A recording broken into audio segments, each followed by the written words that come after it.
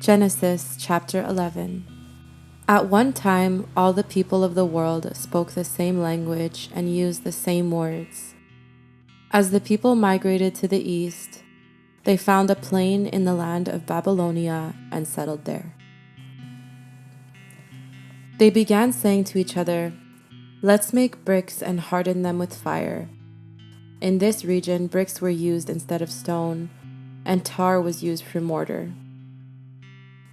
Then they said, "Come, let's build a great city for ourselves with a tower that reaches into the sky. This will make us famous and keep us from being scattered all over the world." But the Lord came down to look at the city and the tower the people were building. "Look," he said, "the people are united and they all speak the same language. After this, nothing they set out to do will be impossible for them. Come, let's go down and confuse the people with different languages. Then they won't be able to understand each other." In that way, the Lord scattered them all over the world, and they stopped building the city. That is why the city was called Babel, because that is where the Lord confused the people with different languages. In this way, he scattered them all over the world. This is the account of Shem's family.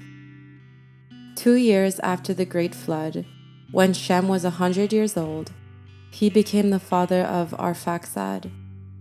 After the birth of Arphaxad, Shem lived another 500 years and had other sons and daughters. When Arphaxad was 35 years old, he became the father of Shelah. After the birth of Shelah, Arphaxad lived another 403 years and had other sons and daughters. When Shelah was 30 years old, he became the father of Eber. After the birth of Eber, Shelah lived another 403 years and had other sons and daughters. When Eber was 34 years old, he became the father of Peleg. After the birth of Peleg, Eber lived another 430 years and had other sons and daughters. When Peleg was 30 years old, he became the father of Reu. After the birth of Reu, Peleg lived another 209 years and had other sons and daughters. When Reu was 32 years old, he became the father of Serug. After the birth of Serug, Reu lived another 207 years and had other sons and daughters. When Serug was 30 years old, he became the father of Nahor. After the birth of Nahor, Serug lived another 200 years and had other sons and daughters. When Nahor was 29 years old, he became the father of Terah. After the birth of Terah, Nahor lived another 119 years and had other sons and daughters. After Terah was 70 years old, he became the father of Abram, Nahor, and Haran.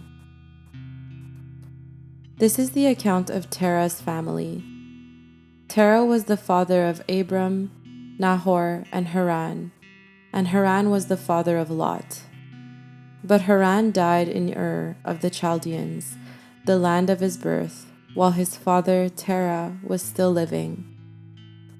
Meanwhile, Abram and Nahor both married. The name of Abram's wife was Sarai, and the name of Nahor's wife was Milcah. Milcah and her sister Ishka were daughters of Nahor's brother Haran. But Sarai was unable to become pregnant and had no children. One day Terah took his son Abram, his daughter-in-law Sarai, his son Abram's wife, and his grandson Lot, his son Haran's child, and moved away from Ur of the Chaldeans.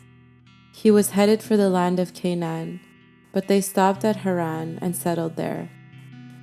Terah lived for 205 years and died while still in Haran.